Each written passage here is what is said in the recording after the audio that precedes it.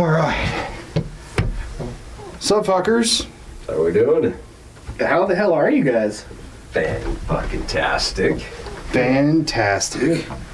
Yeah, we're here with our good buddy Andrew Gordon. Introduce yourself. I'm Andrew. First time on the podcast here. Cool, yeah. We're glad that you were willing to come on and talk with us. We're going to talk about some cool shit. Oh. Professor. Sorry. Doctor? Doctor. Oh, We're doctors. Hold on. Doctor. Oh, shit. Shit, yeah. Doctor? That's how that works. We confirmed, was it just the last episode? I mean, we've been talking about it for quite a while, but we confirmed with ChatGPT that we are, in fact, doctors. It's true. Yeah. So... We got ChatGPT to refer to us as doctors because we have PhDs in bullshit. Mm-hmm. Fucking love it. Not, I mean, they're what is it called? Honorary doctorates, but hey. Yeah. You can print that on the Doctor. internet now, right? Yeah. Probably. I could write it down on a piece of paper. It'll be just as true. Fucking love it. Love it. Doctor. Doctor. So yeah, we're gonna talk about 2A today. 2A, that's the Second Amendment. The Second Amendment. The second most important amendment. As Because opposed first to, is freedom of speech. Yeah. Shit, piss, fuck, cocksucker, motherfucker, tits, fart, dirty twat. But you don't have freedom of speech without the Second Amendment. Yeah. Exactly. You gotta defend that shit, right? It's true. I just hold freedom of speech a little bit higher just because I use that one every day versus Second Amendment I don't use every day. Yeah, I think that for me that's like looking into it and stuff, and I've always, I was raised around guns and guns were in the household all the time, and we went out shooting a lot and didn't really think about it as being like a controversial thing. I mean, maybe it's just because of the state that we live in. We live in Utah, and it's kind of a common thing here, but like, but you look at it and it's like the right of the American citizens to keep and bear arms is kind of what the basis that we can, the government says tries to enforce anything that we don't agree with. We have that right to defend ourselves. So it's like all Not just the right, but the ability. Yeah, all of the other rights kind of stand on the shoulders of the Second Amendment because, I mean, the Second Amendment upholds to say, yeah, the fuck we can. Yeah, it's the right to bear arms against a tyrannical government. Right. It's literally in the Second Amendment. Right. 100%. If you don't have F-16s and bombers and tanks, you can't stand up to the military. Remember old Joe Biden saying that one? Yeah. Which is crazy. I mean, he was a crazy person. I think, well, most people in government seem like they have a bit of craziness. Most popular president ever, 88 million votes. How do you guys think the Second Amendment got so convoluted in the sense that there's even a debate about it? Is it in the wording? Did Madison word it wrong? No, I think it was worded correctly to the point that it's left with enough space for interpretation to go forward into the future. Because obviously when that was written, we're still using, muskets and shit like that. They didn't, I'm positive they didn't write it with the intention of like, you shouldn't be able to own an M249, right? They didn't think that far ahead, but it is open enough that the right to bear arms applies to all arms, even what's in the future kind of thing. I think it got convoluted because of crime and the way that people have tried to legislate on top of that to try to counteract all the crime that was happening. Probably starting more into like the Prohibition era and then, going into the Great Depression where gun crime became kind of prevalent because people were starving and they would rob people for food and money and things like that. But going forward with more and more like small-time gang violence where people try to over-legislate firearms all the time, that's where it's convoluted. I don't think the wording in the original Constitution is convoluted or, too constricting. I think it's open enough for interpretation. Yeah. So I'll read what it is. I wanted to read it exactly so I'm not like paraphrasing it or anything. Second Amendment, a well-regulated militia being necessary to the security of the free state, the right of the people to keep and bear arms shall not be infringed. So I think that where a lot of people have a problem with that, or the argument comes in, is saying that, if you're not part of a militia, then you shouldn't have a gun. And it's like, well, no, Yeah. we the people are the militia. Yeah. Correct.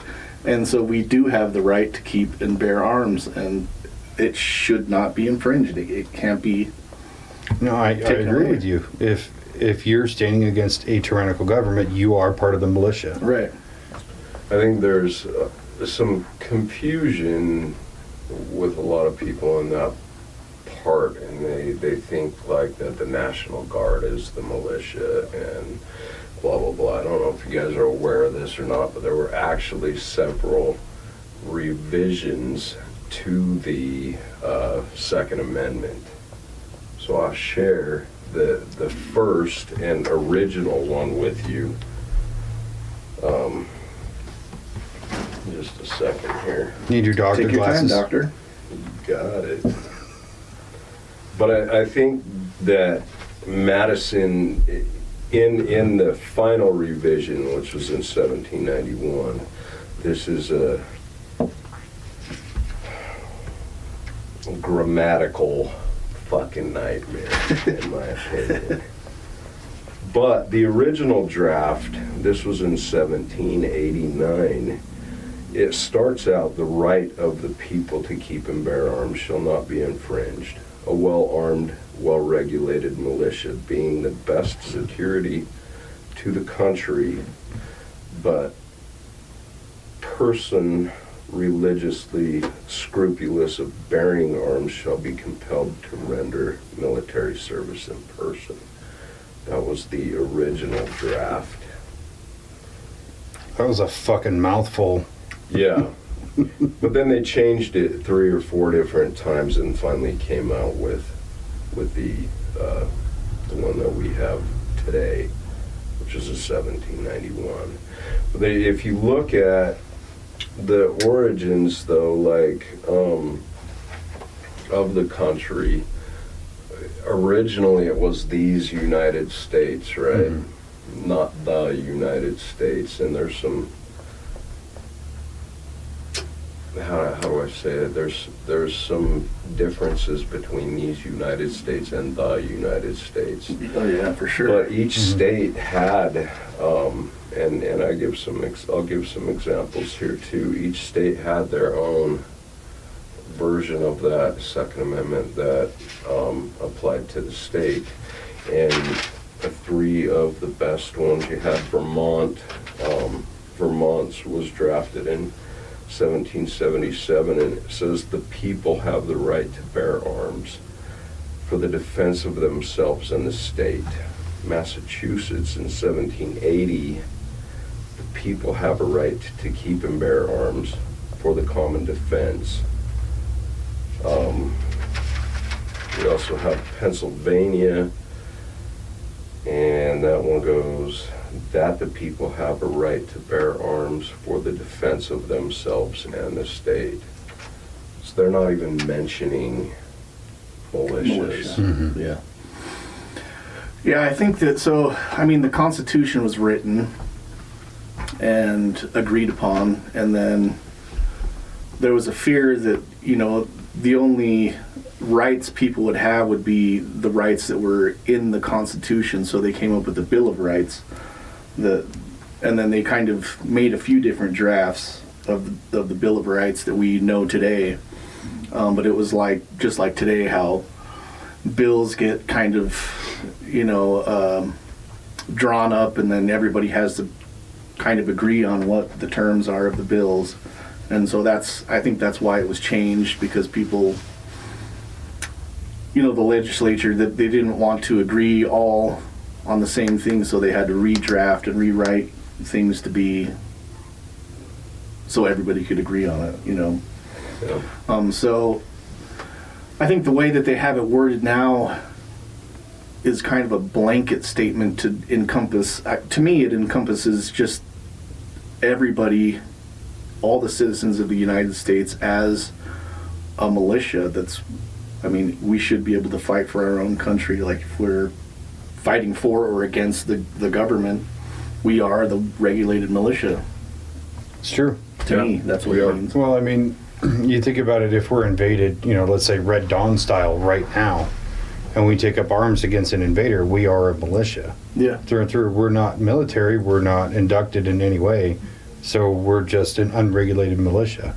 Yeah. So what's the difference between taking up arms against an invading army or taking up arms against, some just evil, shitty person on the street who's trying to harm you? Mhm. It's a terrorist act no matter what.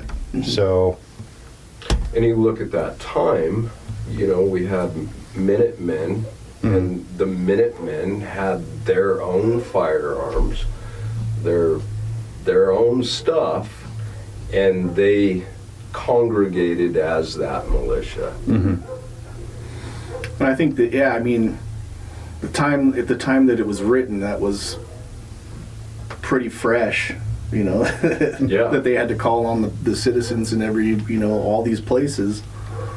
So to think forward and say, if this happens again, we need the people to be prepared. We want them to have their own shit and Right. be able to protect what we have, or, Right. And the way that it is worded, which is the final revision of it, right? It's the people have the right to keep and bear arms, shall not be infringed, right? Yeah. Not the militia has the yeah. right to keep and bear arms. right. And so, that And was, there's a huge difference there. that was, so there was a court case in like 2008 Mm-hmm. that the courts officially,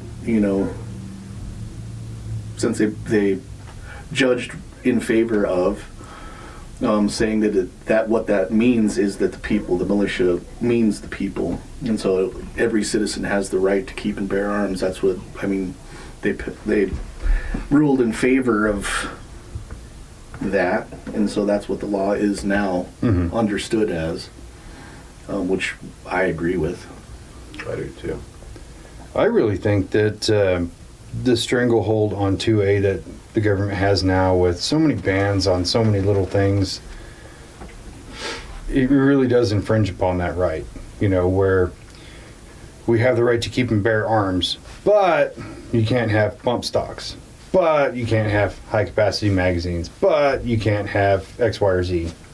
And I feel like that's where we are being infringed, because it's almost like, a lot of kind of the left-wing propaganda wants us to stay within, okay, this was written when we had muskets. You can have a musket, but you can't have an AR-15 kind of thing.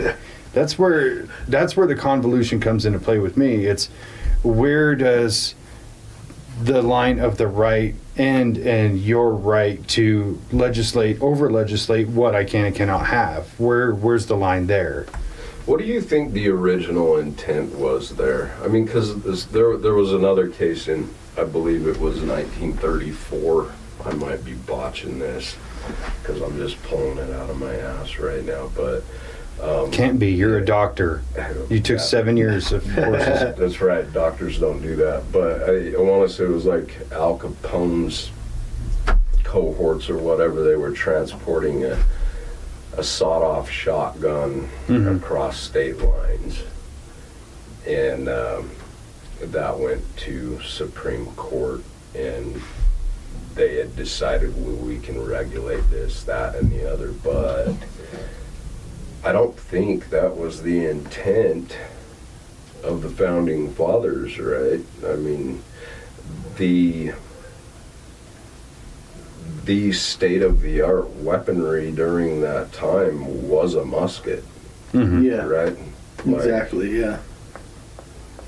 The way I interpret that is you and I should be able to possess whatever the hell we want. I 100% agree. If I want to buy a fucking tank, I should be able to Yes. buy a tank. Yes. Period. Yeah. Or it's like somebody that is not obeying the laws breaks into your house with this semi-automatic or an automatic rifle, and you say, "Hold." Right. Yeah, hold on. Give me 5 minutes wait. here. Almost done. My pan's not quite full. Yeah. I mean, I think that you should be able to have the ability to defend yourself in the same capacity as somebody that might be attacking you. So, I mean, if you have to be able to match firepower with the evil entities of the world or out of this world. Yeah, I mean, if you need a sawed-off double barrel to kill a ghost, that's what you need. Yeah. You said out of this world, that's where I took it. I want a laser gun. That's what I'm Yeah, saying. I do too. I want a lightsaber. Yeah, there you go. I actually do have a lightsaber. It doesn't work against ghosts. I tried it. Did you? Yeah. It doesn't work against Scott. We have the video proof that no ghosts were harmed with the No ghosts were lightsaber. Watch that episode. I haven't seen that episode. Yeah, no, I do believe that any law-abiding citizen should be able to own whatever they want. If you want a fully automatic rifle, you should be able to buy one.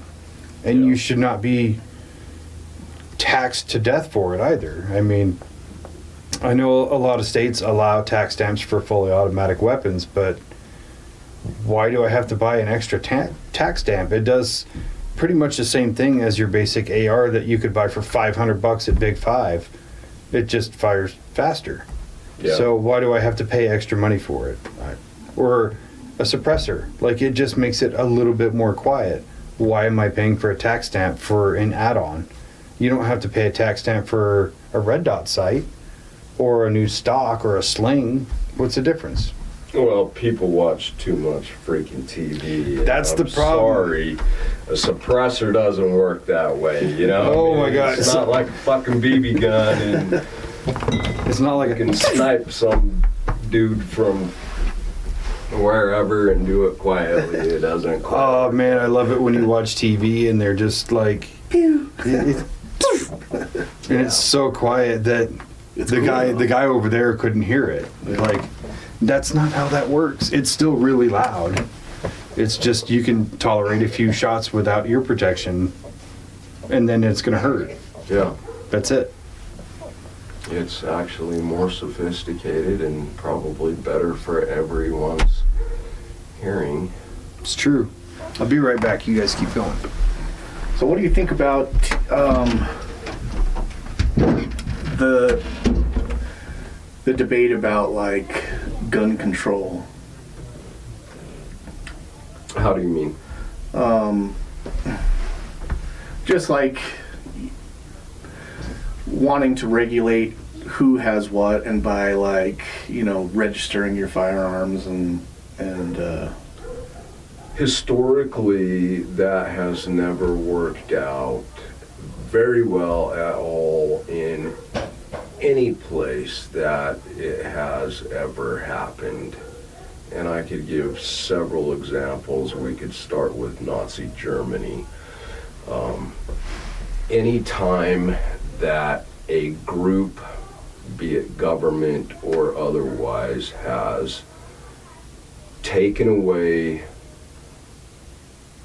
firearms from another group, it has always turned out disastrous. yeah.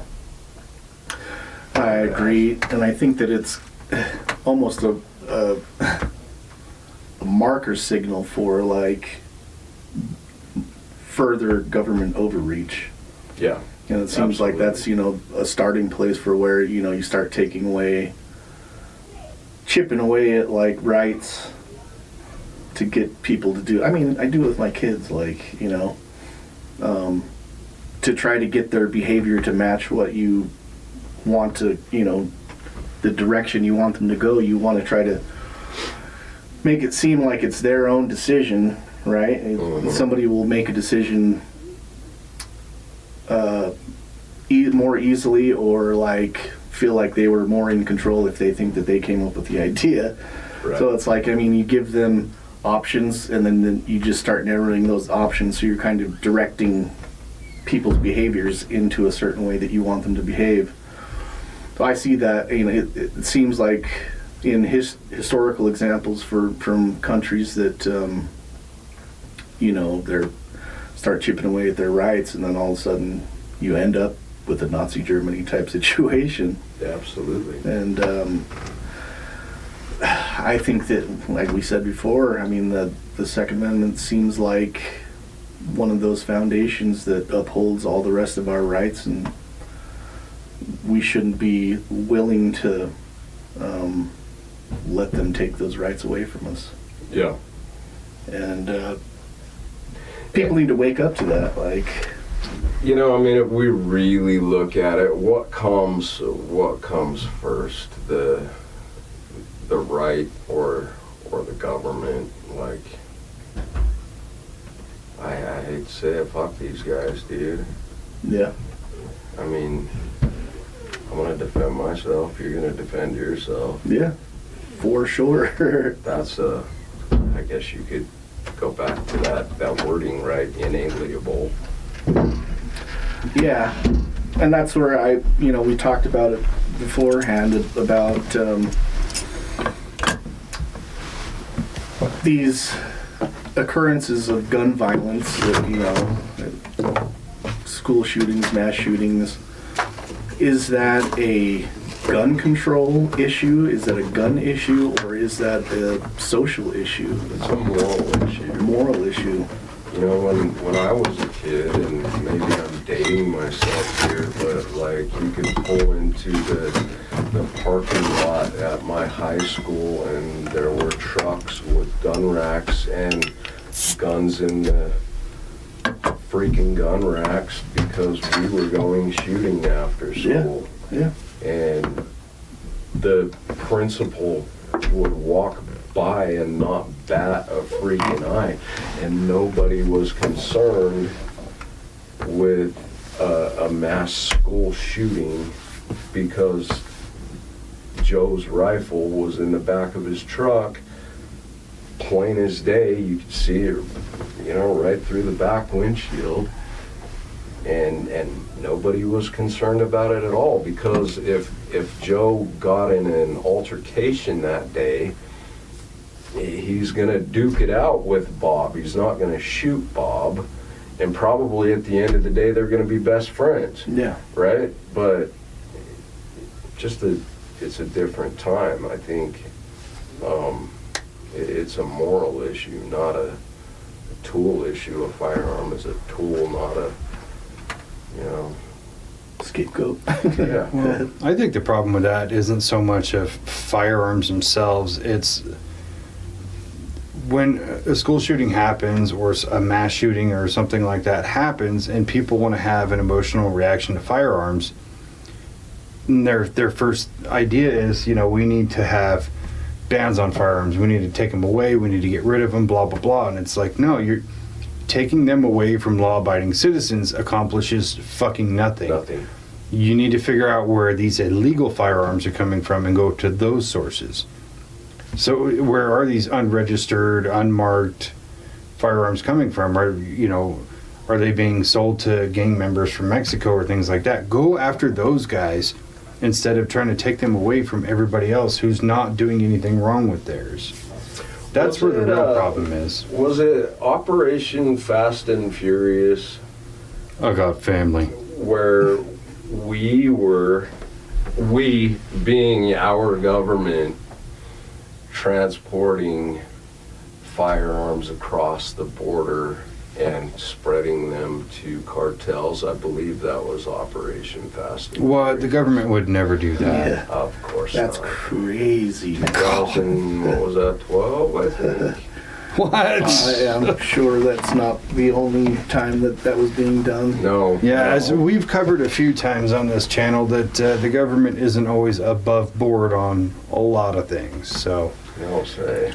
There's a TV show called Trafficked. I don't know if you've ever seen that. Mhm.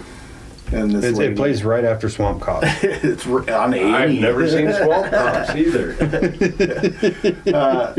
But she like investigates like drug trafficking, just anything that people trafficking drugs and firearms. But it's very interesting, tracking both coming from the U.S. to Mexico and from Mexico to the U.S. and some of them are the same guns. They're just being trafficked all over the place. But it's like there seems to be that there is government interaction and like involvement in a lot of these cases, and it's sickening that our government is willing to do these things for the betterment of to give them something to do. I don't know, job security maybe. You gotta appease your constituents, I guess. Yeah. For the record, I'm not anti-government. I don't think anybody really is anti-government. I'm anti-corrupt government. Yes. That's it. Yeah. I'm also anti-big government. I am too. Well, yeah, the bigger an organization like that gets, the more room there is for corruption. I mean, 100%. I mean, There are a lot of good people serving in our government with For sure. good intentions and our best interest at heart. There's also the shady reverse of fucking that. dick faces. dick faces. I'm so anti-corrupt government, I genuinely think we should hang people on the White House lawn for treason. Treason. I do too. Yeah. I do too. Like old school hanging. Mm-hmm. Yeah. That'll fucking... I think the way to solve that problem is to make the punishment for the crime so severe nobody would ever dare do it again. I could be wrong, but I believe that is still the punishment for treason. It's just we don't do it. Yeah. Fucking pussies. Yeah. Go back to an eye for an eye. I mean, that's what they say, like in some Middle Eastern countries where like you can leave your wallet sitting there and then leave and then come back and it'll still be sitting there out in public because If someone takes it, they get their hand chopped off. right. Yeah. And so it's like, is it worth going through that? No, it's not. I mean, and they'll follow through with it. So it's like, That's Here. what it should be. yeah, Yeah. I agree. And I genuinely think that I hate to say this, I do think the punishment for gun-related violence should be higher because of what you are doing to the Second Amendment, what you're doing to the Constitution, and all the other law-abiding citizens who own and operate firearms safely and legally. Like, so, let's say a gangbanger does a drive-by, doesn't kill anybody, he just damages property. Instead of getting 5 years, he should get 20. Just because it's gun-related violence. Yeah. Yeah. And I understand the social, like, people who are raised in that environment see that as a normal thing, and so doing those things doesn't seem like such a big deal. And, they see people that they're associated with doing,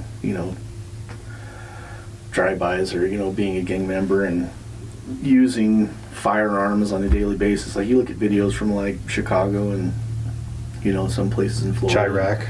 Yeah, and it's a normal thing for people to be walking around shooting at people because they're, rival gangs. That's how they were raised. That's what the norm for them. So it really is, I mean, to me, it's a blatant social issue. Like, why is this happening and why is it being continued and also kind of glamorized in pop culture and movies and like music and stuff like that, being, seen as some like cool person because you're doing these things. That doesn't make any sense to me. It doesn't. And glamorizing firearm kind of culture within media is a different animal all to itself because, you could have some young, impressionable kid, especially in an impoverished neighborhood, where they'll watch, like a rapper who's flashing a gun in front of the camera in a music video, and they think, oh, that's so cool, I want to do that.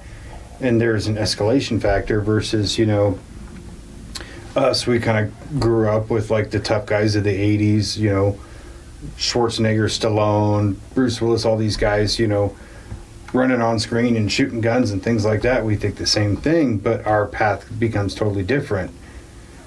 And it is a culture problem where, we're still raised to kind of believe like, hey, you can't actually do that in real life, versus these guys, they actually are being raised by people who do stuff like that in real life. Yeah. So the culture becomes very different, where we kind of have an understanding and a respect versus they think of it as a toy kind of thing. Yeah. Yeah. And it's, talking about in that same vein is like, we grew up watching these action stars, and so in my mind, if I'm going to get into a fight, I'm going to fucking do some karate on this dude. Because when I think about it in reality, I'll try to do a roundhouse kick and I'll kick him like right in the thigh, because that's where my stretchability. It's not quite that. It's not. It doesn't match up to what I see in my mind. No, I'm going full John Wick. I'm just going to lock up with him and get him to the ground. That's what I'm going to do. Because my kick ratio is probably that high too.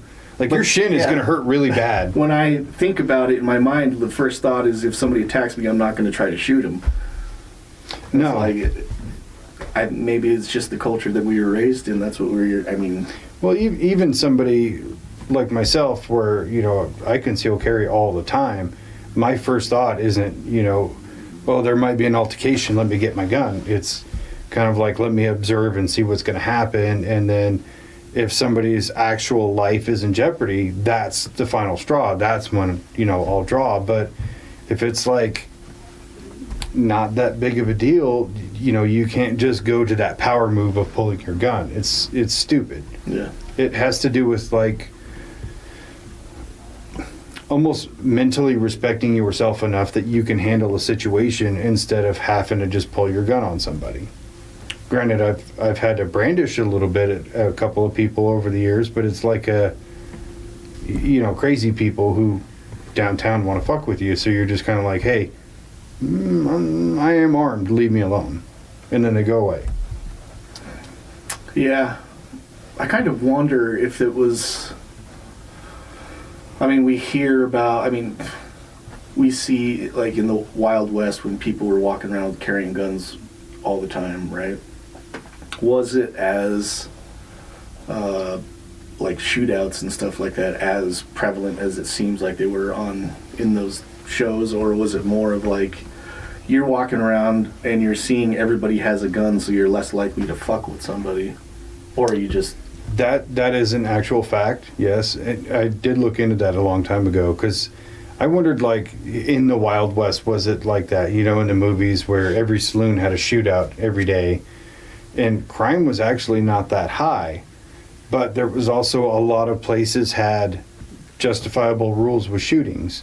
If you were going to go have a showdown, like, it was justified as long as you both agreed. Yeah. And this wasn't everywhere. It just a lot of places were that way. But that same mentality stands of, yeah, I have a gun and I could go to it. That guy has a gun and he's got a gun and he's got a gun. Like, if I pull on him, his three buddies are going to pull on me. So maybe let's just have a drink and shut up. Yeah. Yeah. Kind of changes shit a little bit. It does. Yeah. There is a level playing field, and I think when you look at a place like Chicago versus a place like Salt Lake, where we have a much more prevalent firearm culture where a lot more people carry, criminals are a little bit less likely to commit crimes. And I know people go, oh, criminals don't think that far ahead. Not everybody's stupid. Some of them are going to go, I bet a lot of dudes are carrying in this Walmart. I'm not going to try anything. Yeah. Versus Chicago, where it's like a lot of people are... They know nobody's carrying. Yeah, they know none of their buddies. None of the legal citizens are carrying, but the bad guys, they're carrying. So strangely, isn't Chicago like the highest? One of the fucking worst. Yeah. It's Baghdad over there. As much as people from Chicago want to defend it, because I've seen it on Reddit many, many times. oh, gun violence isn't that bad. Like, it's literally the worst. Yeah. Yeah, I've been to Chicago, and it's there's definitely some places that I wouldn't like want to. They're very intimidating. But then, you know, just like anywhere else, there's a lot of places there that are pretty cool to go check out. Well, sure. And, you know, same can be said for on a very lesser scale. I mean, there's definitely places in Salt Lake that you wouldn't want to walk around, you know, all willy-nilly, but... Rose Park. I grew up in Rose Park. I think it's a little more gentrified now. Yeah. But yeah, everywhere has those issues. Sorry. It's definitely Ogden. There are some places in Ogden that are pretty sketch, dude. There are. Yeah. Yeah, I think you're better off counting the places in Ogden that aren't sketch and just compare. I think that's a fair statement. So, what is your take on concealed carry versus open carry? Do you personally conceal carry? I do. Okay. I do. I don't carry all the time. I probably should carry more than I do. But, yeah, I mean, honestly, I don't think that is really even something that should be you have to have a concealed carry permit, and just my take on it. Second Amendment should be my concealed carry permit. I agree with you. I still love the line "shall not be infringed upon." Uh-huh. That's the way I see it. I do have a permit, but it just like covers me legally in a way. Right. I agree. And for the most part, people, I mean, we're talking about it in a way that it's like, you shouldn't fuck with somebody because everybody has the right to be armed, and you don't know if they are or not. Yeah. You know, but in reality, the thing is, you shouldn't fuck with people, just leave people alone. It shouldn't even be like a gun issue, really. No. Yeah. It's like, dude, why the fuck are you even trying to fuck with people in the first place? Yeah, it's as simple as the Focus on your own shit. And Wiccan principle, and it harm none, do what you will. yeah, Like, I don't care if you're being belligerent, but don't come over and be belligerent to me, yeah. kind of thing. Yeah. You have the right to be as belligerent as you want. Just over there. In your own fucking house. Don't include me. No. And there's consequences to that, right? Like, Yeah. you say what you want, but you might get a tooth knocked out, right? Yeah. But you didn't get shot. Fair enough. You learned a lesson, Uh-huh. you know. And I think that's another big thing is like, for me personally, I was, like I said, I was raised mostly in this state and grew up around guns and firearms and don't have an issue seeing them. I, like you, in my high school, people had gun racks in their trucks, and that was a normal thing.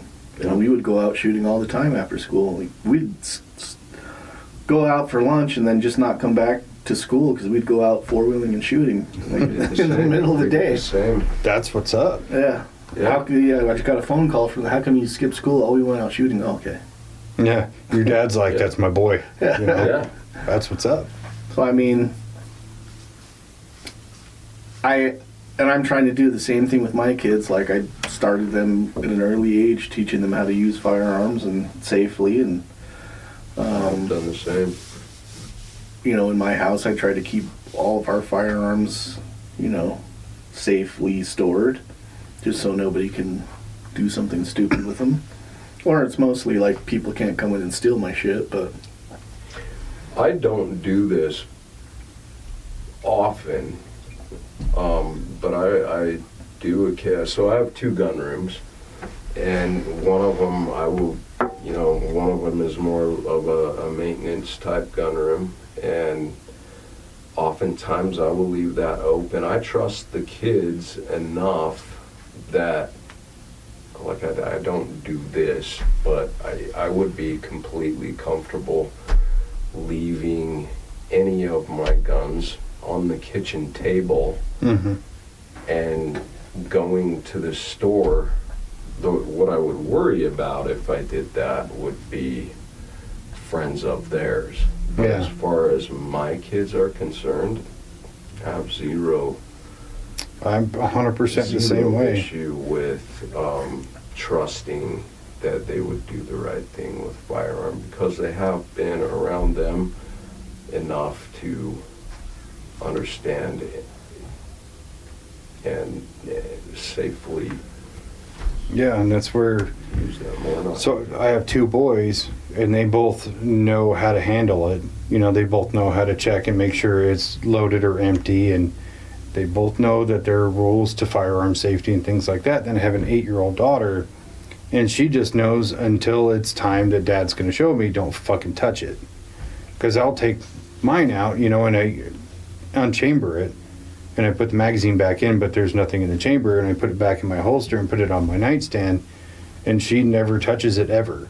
So I'm the same way, and I think that's the problem with firearms these days. Well, one of the big problems is education, Yeah. where once that was taken kind of out of schools, and I don't even want to say put in the hands of parents, because a lot of parents didn't teach it, you know, because they just kind of intrinsically knew gun safety. But once that was kind of taken out of schools and put into the hands of media, it became an issue, because kids, you know, they see guns on TV and in movies and stuff, and they think, yeah, I can twirl a gun like this. Well, you really shouldn't, you know, Yeah. that kind of thing. So I really think one of the biggest steps we could take as a society in a positive step for firearms is to put gun safety back into schools, especially in elementary. Absolutely.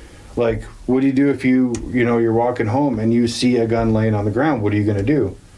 Well, a lot of kids are going to go, hey, look, I got a fucking gun. How cool is this? Yeah. But other kids are going to be like, no, I'm going to call somebody, and they're going to call the cops or whatever, and they'll come and get it. Or, you know, if your parent happens to leave a firearm out, you're going to at least know to check and see if it's empty or how to empty it or whatever. Like, learning these small fundamentals would change a lot of things drastically. The more that we take that away and make it this scary, untouchable thing, right? That Yeah. it's locked in the safe, and It's like a monster that you got in yes, a cage, you know? the higher we raise that curiosity for them. And if you were in a situation where, you know, they did get access to it, that curiosity is going to be a lot higher. The potential for them to have an accident with it is going to be a lot higher, because they're going to be 10 times more curious about what is this magical, mystical unicorn that I am not supposed to be within a football field away from. Yeah. You know, versus this is what it is, this is what it does, Yeah. this Well, is how we use it safely, we don't do this, you know, and then it's like, oh, okay, it's a, Demystifying it. yeah. Well, it's the a same tool. concept as like alcohol in the United States versus somewhere like Germany, where alcohol laws are very Lax. kind of lax, and you know, it's not uncommon for kids age of like 14, 15 to have a glass of wine at dinner time with their parents, you know. And so like they're exposed to alcohol more than, you know, this restrictive culture of the United States, as in, you know, it's illegal, you can't touch it until such and such. And so there's a higher rate of, you know, college age kids that are having incidences with, you know, overconsumption of alcohol because they don't understand it, and they're more curious to go after that. And drugs also, Yeah.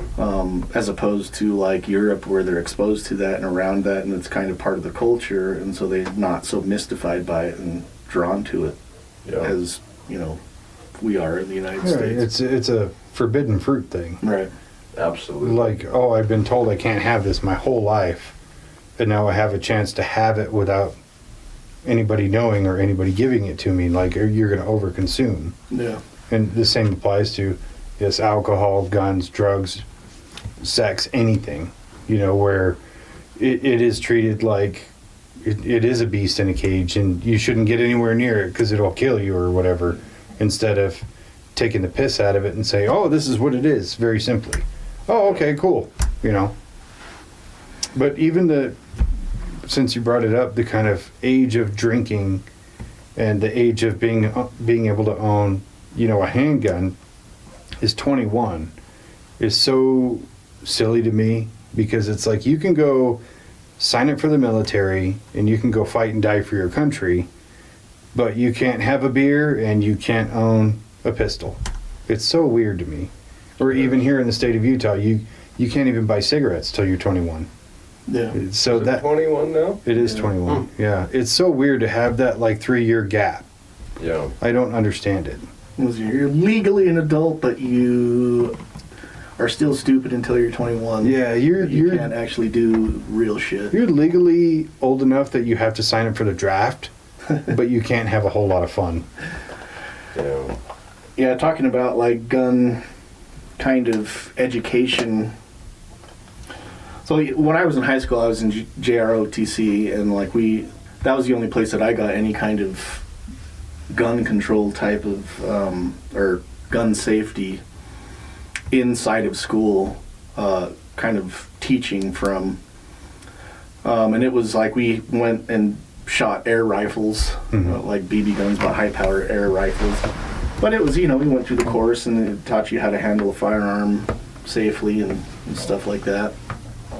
And that was in school, like a school class in high school. But I went through hunter safety when I was like 15 or something like that. And same thing, like, you know, you go through and you have to study and then take a test of how to handle a firearm safely and hunting safely and stuff like that, which is, I mean, it's not hard. It's not a hard course to pass, but it kind of takes you through the steps of making sure that you know how to handle a firearm safely.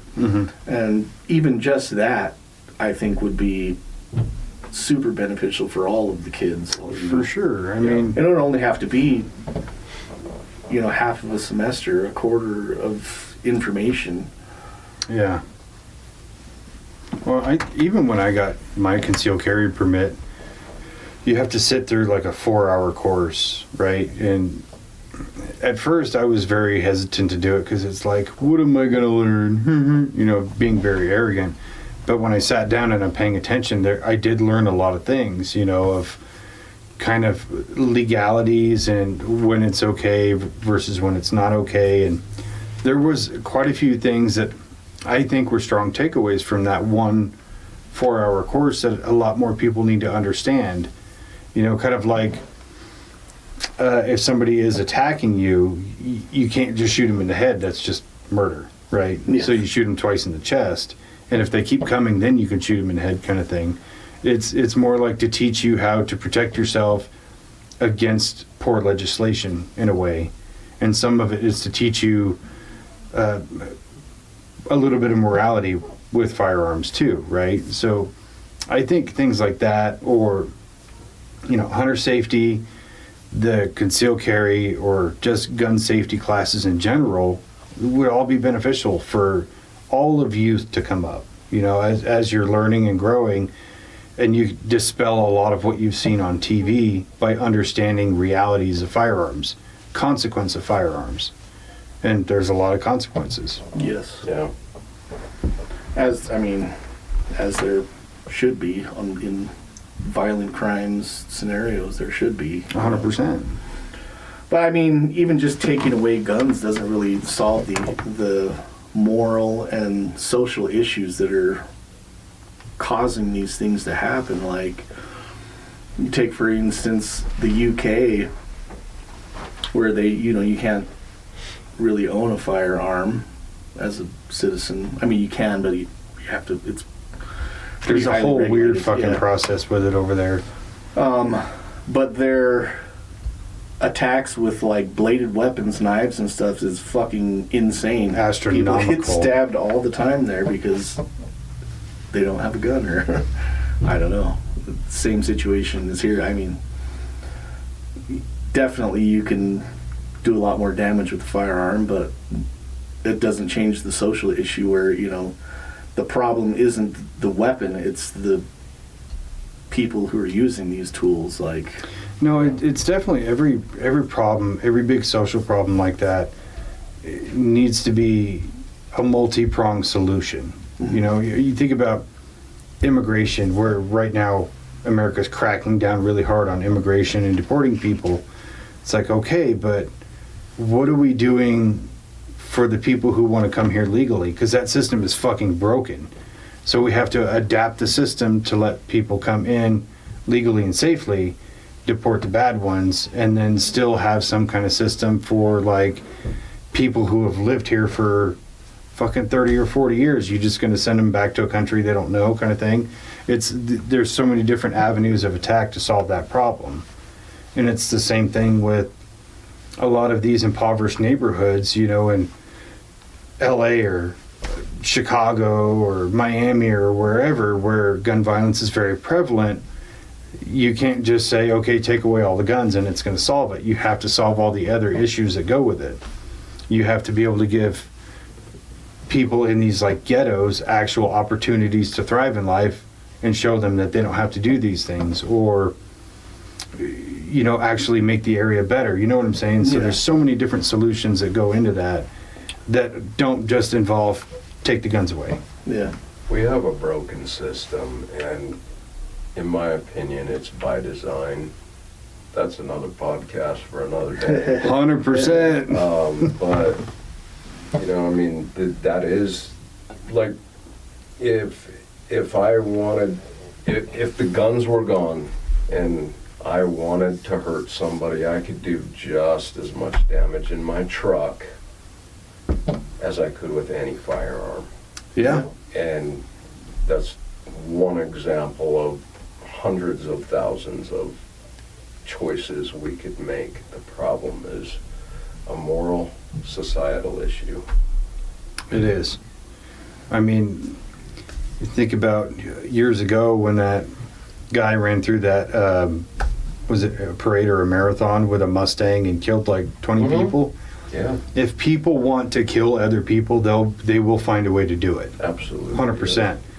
But we just vilify the gun because it's the easiest way. But in reality, if I went and got into my Dodge truck and ran through a marathon, I could probably kill way more people with that than I could with one handgun, you know? Yeah. Yeah, and I think that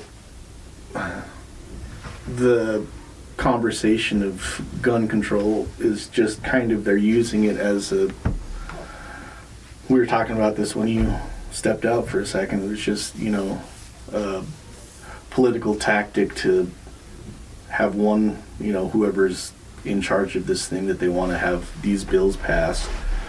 It's just a tool that they're trying to use to get their agenda pushed forward. Yeah. And that's the sad thing with a lot of politicians, is they'll kind of pander to whoever's kind of giving them campaign funds. So if it's an anti-gun syndicate of some kind, they'll push for that anti-gun thing whether they believe it or not. Yeah. You know, something like a mass shooting happens, they go straight to the gun and say it's the gun's fault. And it's like, well, let's talk about it. Like, what is this person's history? What was going on? Why was there nothing done when all these signs were showing that something is happening with this person? Yeah. They don't want to talk about it. They just want to talk about the gun. The gun itself. Right. It's been a fairly recent shift, and fairly recent, I'm saying within the last 30 years, right? What do you think is causing that shift? I mean, what do you think that agenda is? Because I'm 100% sold that there is an agenda to take those firearms from us and everyone else, and there's got to be a reason behind it. I'm curious to hear what you think first. Well, definitely more government encroachment, but I don't know why. Yeah, I think that it's 100%. You know, you take away the guns, then you can start to chip away at all the other rights, because people aren't going to have the means to defend themselves in any way, meaningful way, if they don't have this firm wall of, you know, what is there, 300 million people in America, and probably at least 50% of those people have firearms in their homes. Yeah. So you have this. It's a lot. This militia of 150 million people that are going to go up against anybody that steps in and says they want to take away your right to say fuck you to anybody you want to. Yeah. Well, and there's an aspect of that of, let's say the government decided, you know, let's actually go back to 2020, where there's all these talks of the government using the police force and the National Guard to go door to door and enforce a vaccine. I know it was conspiracy, whatever, but it's still an ideology that's out in the ether. How many of those police force members or military are going to want to go door to door knowing there's a fucking gun behind every door? You know, a lot of them are going to be like... So we did that with Katrina. That was an extremely interesting time. Wasn't during it, Katrina. I don't think it was outside of the realm of things that had been planned or thought about beforehand. I just think that Katrina kind of proved, even in a state of crisis, people are still willing to defend their shit. Mm-hmm. I did find it interesting that our own military was sent into those areas to disarm law-abiding citizens trying to protect their shit from looters. Mm-hmm. So with that said, do you believe that Chris Kyle was on the roof of the Superdome shooting looters? No. Me neither. I never heard that. It's in his book. Either. Oh, Yeah, he claimed that he was sent in during Hurricane Katrina and set up on the roof of the Superdome to shoot looters. really? Yeah. Another one of his outlandish claims. Yeah, there was a lot of weird shit that was going on in Katrina. I was merely focused on, I thought that everybody was going to start turning into zombies and eating people for some reason. I thought that was going to happen with COVID. Which it I think we were all... in a sense, see it the- kind of did. Did you see the minks story? The mink story? No. So, during COVID, was it Denmark or some country? I want to say it was Denmark, but I could be totally wrong on that. So they have a huge population of minks that they breed for making fur coats and stuff like that. Okay. And there was a COVID variant. I never really looked into this to see if it was true or not, but there was a COVID variant supposedly that was like the mink would get COVID, die from it, and then a short while later come back to life and be a rabid animal, pretty much. Pet cemetery. And so minks. to control the spread of this virus, they culled like it was like 10 million minks that they had. Really? Yeah. Huh. They like killed them all and burned all the bodies. That's interesting shit. So I was like, this is it, dude. Finally. We're not that lucky, man.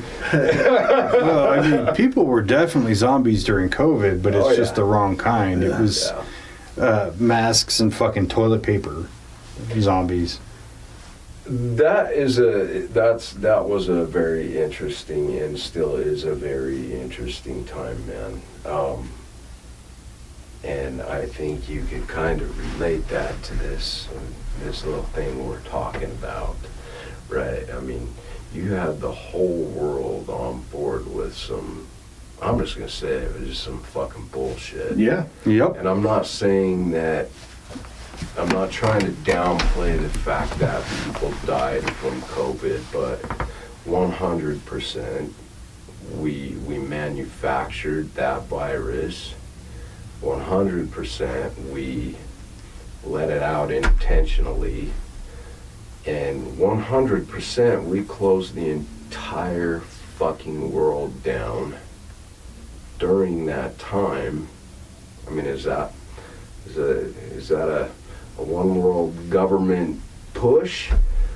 Is it a one world government experiment? Is that, I mean, if you look at America, Second Amendment, we really kind of are the last line. Yeah, there's other countries that have firearms, that can own and possess firearms, but they're also very restricted, and those aren't rights for those people. Those are something that can be taken away at a whim. Yep. So we are kind of the last line there. Is that the shift? Is that the push? I definitely think that plays a huge factor in a lot of it, because as much as the rest of the world hates to admit it, America is kind of like still the beacon of freedom, where we still have that one freedom that most countries don't have. And even if they have it, they could lose it right now. They could lose it tomorrow, kind of thing. So if you were to take essentially the biggest, baddest bully on the block and take away his one ability, who's to say, you know, everybody else can't lose it? You know, who's to say that whoever's in power can't take absolute power? And America really kind of is, in a way, the front line of defense for people's rights, you know. Think about it in this context. In the UK, there were people who were posting on social media during COVID against COVID and against vaccines and things like that. What happened to a lot of those people? They went to fucking jail. Yeah. Because they don't actually have free speech. We can say that shit, but the companies can censor us, but it doesn't mean we can't still say it. You know what I mean? Yeah. There's literally no consequence for you in America in 2020 being like, COVID is bullshit. Man, I hope I didn't just totally jack up your podcast saying that. No, I think No. we've talked about it before. Yeah, we've definitely tiptoed over quite a bit. I mean, we're banned on YouTube because we had a podcast about 9/11. Are you serious? Yeah, well, they took down that episode. We're not banned on YouTube entirely. And then TikTok has cut us off a few times for hate speech. Yeah. But it was like, one of the examples he was talking about was a clip that I was talking about. What were we talking about? Having a dream about your spouse cheating. Dreams. And I was like, yeah, it's like when you have a dream about your spouse who cheated on you, and like you wake up and then she tries to give you a kiss and you're like, you know, fuck that bitch. I don't want to kiss her. Get your dirty mouth away from me. But it was like, I was talking about like, I remember seeing that, dude.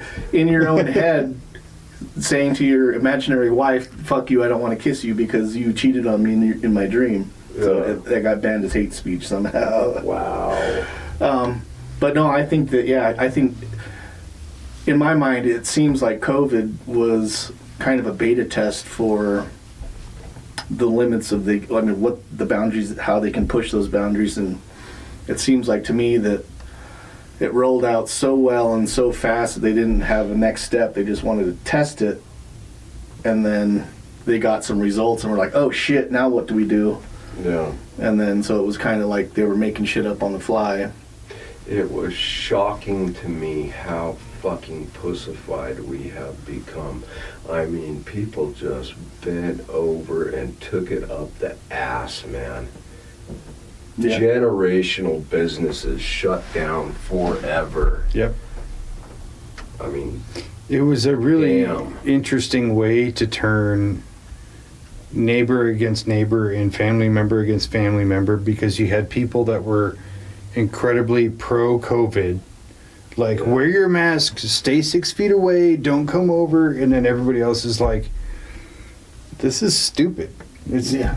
not that big of a deal, and hey, it turns out those people were right. It really wasn't that big of a deal.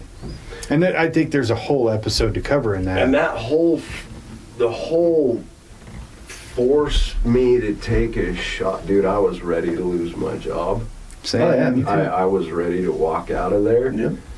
I didn't do freaking shot, not gonna do the shot, but when they're like pushing this, you absolutely have to get this vaccine.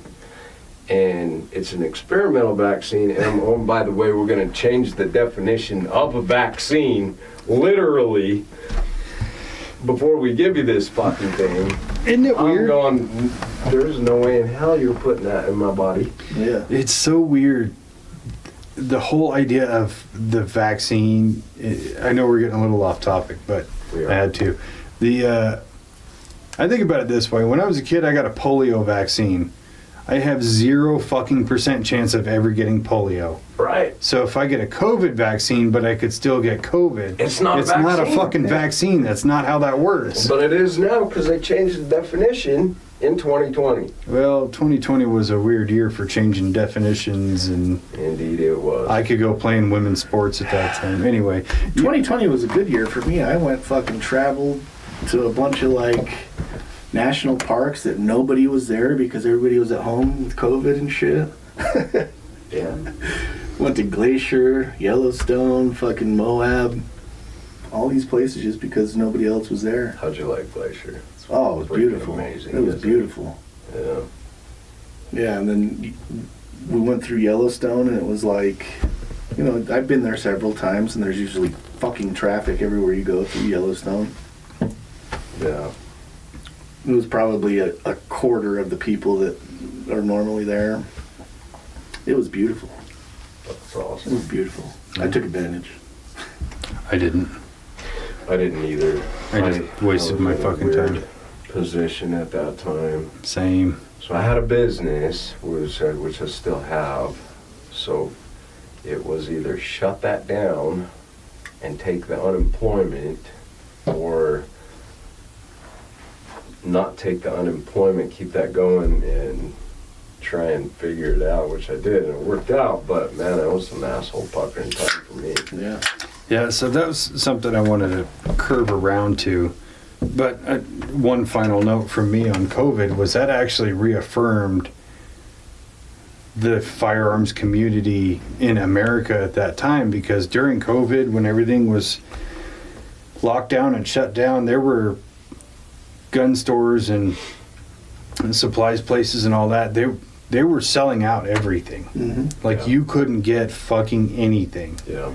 Dude, I would get a case of, say, buffer tubes in, and literally it would be gone in a day. I mean, it was just as fast as I could get shit in. Yeah. And then there were parts that I couldn't even get in. Like I had got in prior, and I had, you know, kind of a stockpile of stripped uppers. Mm-hmm. Holy shit, man. I sold out of that. And then it was about a year and a half wait just to get another batch of uppers in. Oh yeah, it was a tough time for insane. everything firearm related. Like, obviously, ammo always goes up in price during a crisis, every single time, or every time a Democrat gets elected as a president. Like, those two times coincide, and that's not even like a conspiracy thing. It's true. When Obama got elected 2 times in a row, ammo prices shot up both times, and they never went back down. Right. So, yeah, I mean, that really proved that kind of part of that was there was no new supply into dealers or manufacturers, but the other part was like people get scared and they want to buy shit out of everything firearm related. So, Especially when we had the riots down here. Holy crap. oh my man. God, that was bananas. You had your liberal friends at work being like, hey, do you have an extra gun I could borrow? Yeah. No. Sorry. What does that mean? You can borrow? Like, do you have any training? Yeah. So actually, I really did want to kind of come around to like your business and kind of what you do with that. What really inspired you to start a firearms-based business? So Because it's not a walk in the park. it's not. In fact, it's incredibly difficult. And because there is so much encroachment on it, not only with the government, right, but social media is terrible. Like, I've had 2 different businesses in the last 20 years. The first one that I had, I did outdoor sporting type goods, emergency preparedness type stuff, right? And I could advertise any of that stuff pretty much anywhere. When it comes to firearms type stuff, I mean, I can't even run a freaking Facebook ad for it. So it's extremely difficult to build that up, right? And yeah, it's been a struggle. You have banks that won't work with you in the sense of even processing transactions, right? There's only certain banks that will work with you. You can't advertise it really anywhere except in and of your own social, which half of that gets shut down. But where did that come from for me?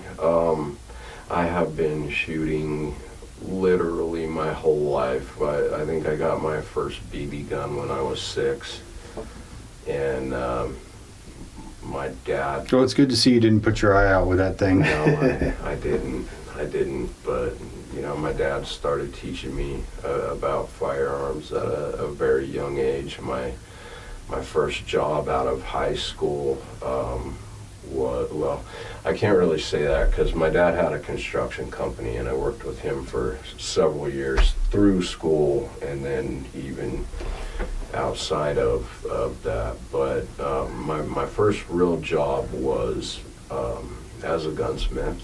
I worked for a company here in Salt Lake called Arms Technology Incorporated at the time.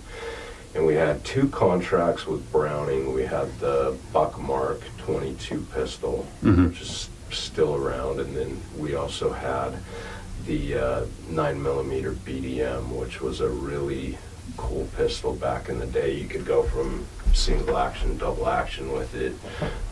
Really, really cool pistol. So, you know, I did that right out of high school.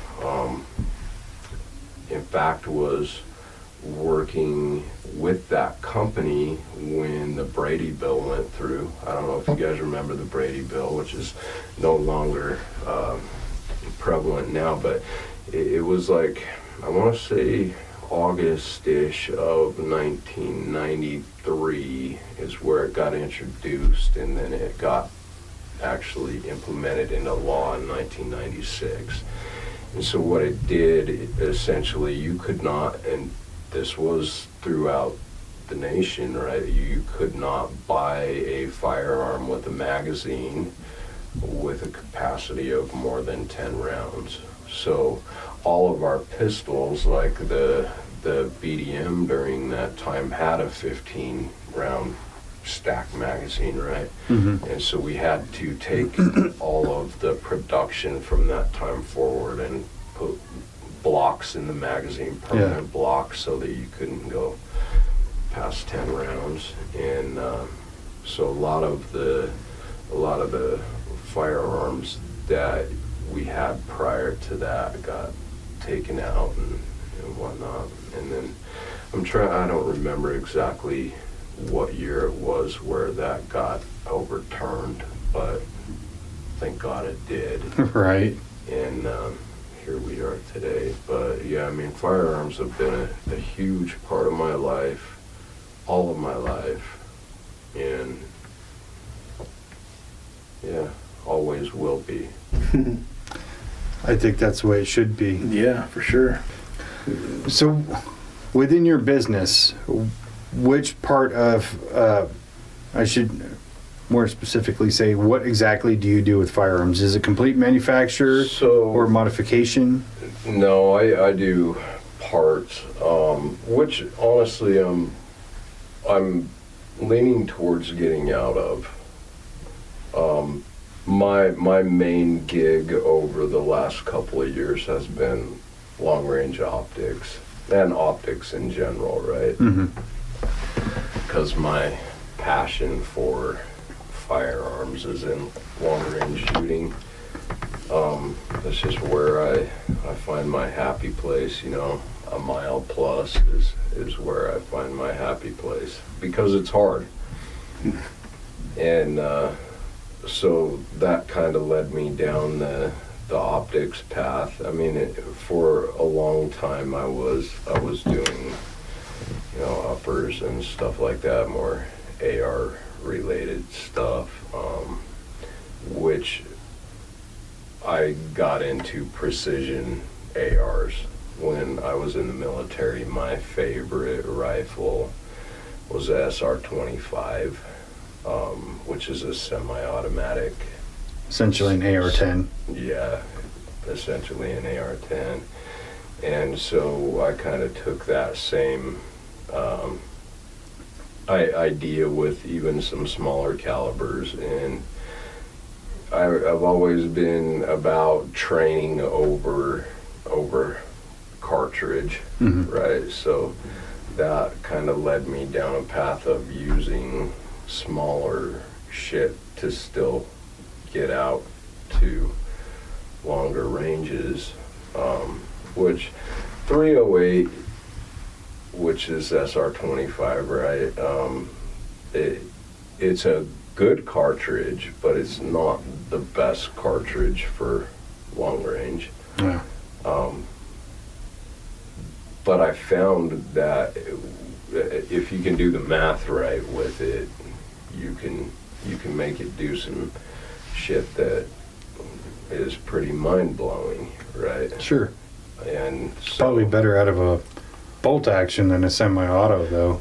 Gas conservation. well, yeah, but I'm gonna caveat this here, like it's not 1990 anymore, and we have found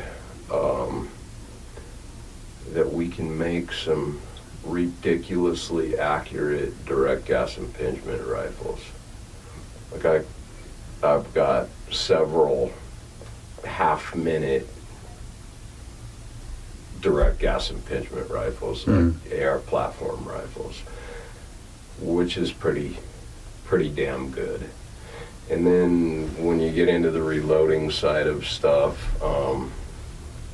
you know, you can really fine-tune a cartridge to that rifle. For sure. And take it down even more. But as far as my business goes, like I'm not really caring much more about, like, I still sell stuff. I still sell a massive amount of stuff online, and I probably will for a while, but I'm just about helping people, man, you know, and so I'm focusing more on YouTube and stuff like that, and just trying to help people accomplish their goals with that rather than selling shit.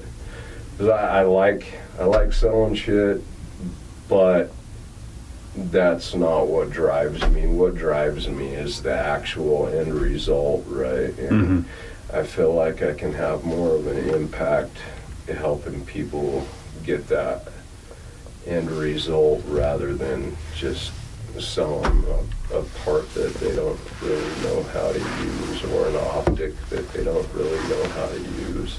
Yeah. So in talking about that, you've actually created a book. Right? I did, and so I've got two other books that I'm also working on right now. But the first one I did, and it's not it's not something that is new to the gun world, right? It's a DOPE book. DOPE stands for Data on Previous Engagements. But what I found is there wasn't really a DOPE book that had all of the data that I personally record. And so I made one so that other people could see maybe some other shit that they should be recording that would help them in their long range game, because it really is math, man. And the more when you use a dope book, basically what it does is it paints a picture of what your rifle is going to do over a period of time in different conditions. And as you know, those conditions like temperature plays into a distance, humidity, wind, all of those factors, even your lighting condition. And then as you get out further, now we're looking at Coriolis effect and shit like that. And so there's a lot of data that when you're out shooting, if you're not capturing that data, you're kind of starting from square one every time you take your system out and try and engage your target, right? And the farther you go out, the more precise those calculations have to be. But if you have a baseline over several different sessions, you have a really good idea of how it's going to perform under what conditions, at what altitude, at what muzzle velocity, with what bullet, you know. Yeah. And so I record a lot more data than most of the dope books that have previously been out. And so I was like, shit, man, if I'm recording this is something that could help other people. And so that's why I made the book. Yeah. So you're saying that people shoot for recreation? And they do. That's what they have guns for? I thought they were only for school shootings. Fuck. It's an amazing concept, yeah. Oh yeah, that's really cool. And most people, you know, I'm nowhere near any kind of, you know, doing any of that, but I understand what you're talking about. And it's like most people that even go out casually shooting don't really take all of those factors into effect, even just on a, you know, really trying to shoot something even for like novice, I would say, people like myself, and trying to hit something that's 300 or 400 yards away even. It's like you like get down, you aim at it, you know, it's this far away, I'm gonna have a drop of my, you know, the bullet's gonna drop a little bit, and so like I take a shot, even just hitting the target, then I stand up, you know, spit into the wind, you know. I don't know if you guys saw that, but I actually hit it. Yeah. You know, we don't take that into consideration, but it's like you start doing that, I could see getting overly obsessed with that type of stuff really easily. Like, that just sounds super fun. It's addicting. And in fact, before you got here, I was talking with Dave about it, but I would like to have you guys come out and shoot with me, and we can get some footage of that and make another podcast for you guys if you want to. I'm down. Yeah, if you can teach us to shoot beyond a mile as like totally Absolutely. novice, that gives you so much more credibility of what it is that, you know, you're talking about. I know what you're talking about, and I'm sure a lot of shooters do. But if you could take two people who can't shoot past 200 yards and teach them to shoot a mile within a day, that's pure skill. Yeah, I have a hard time imagining walking a mile as opposed to shooting. You won't be the first that I have done it with, so I'm very confident that if you guys want to come out, we can do that. And I was telling Dave too, there is an actual registry for that. It requires a witness and some other things that we can put you guys on. And right now there's only about 5,000 names on that registry, which is a very small amount of shooters when you look at the fact that there's 8 billion people on the planet currently. Yeah. It's no small feat to shoot that far, and if the conditions are right, maybe even sometime after that we can go farther we can go, like 2 or something like that. Wow. Think about it, we'll get a certificate. It'll go here, but we're gonna put our doctorates up here. Hell yeah. Hell yeah. No, Perfect. but I would love to have you guys come out and I'm so excited to do it. Yeah. What are we doing here? I think I'm gonna put on my Mark Wahlberg wig and hat and shit from like Shooter. We'll put a can of Dinty Moore out there. Handle it. I want to dress as Steven Seagal from the movie Snipers. That's where I learned to shoot. You gotta push the bullet out there. You gotta push it out there. I'm like a Japanese archer with bullets. I just push it out there. Oh yeah, that would be super fun. That would be awesome. well, let's Yeah. do it. Yeah. What's the farthest shot you've made within like a body size of accuracy? 2 miles. Wow. Yeah. What is that? 34, 35, 20. 35 yards, 3,500 yards. That's a long fucking ways. Yes. What is that? 10,000 feet? And some change. It's like 10, 5, 30, something like that. Yeah. That's a long goddamn way to put It's far. an object this big that far away. It's far. What is how long does that take to hit the target? Like, It's like So 12 seconds. it depends on what you're shooting. Like I did an experiment last summer, toward the end of the summer, with a very small cartridge, AR-15, not even AR-10.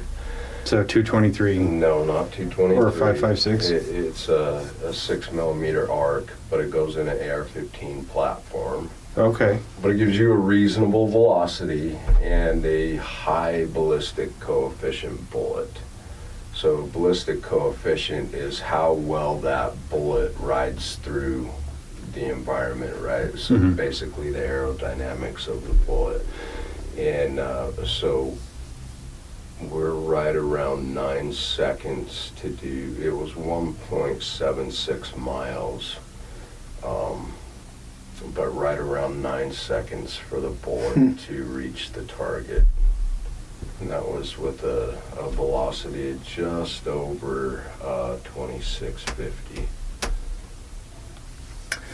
so at that range, speaking from like the like perspective of the target, would the target get hit before the sound report Oh, gets there? absolutely. Absolutely. Even at, so I was dinking around yesterday, and I was only able to, it was a weekend, obviously, but I was only able to set up for 350 yards. And so I was dinking around with some different camera angles, and I actually, because I was shooting that close, decided to put the camera right under the target, looking back at the shooter. And even at that, I was reviewing the video last night, even at that, you're hearing the bullet before you hear the bang. 350 from the yards. gun. Yeah.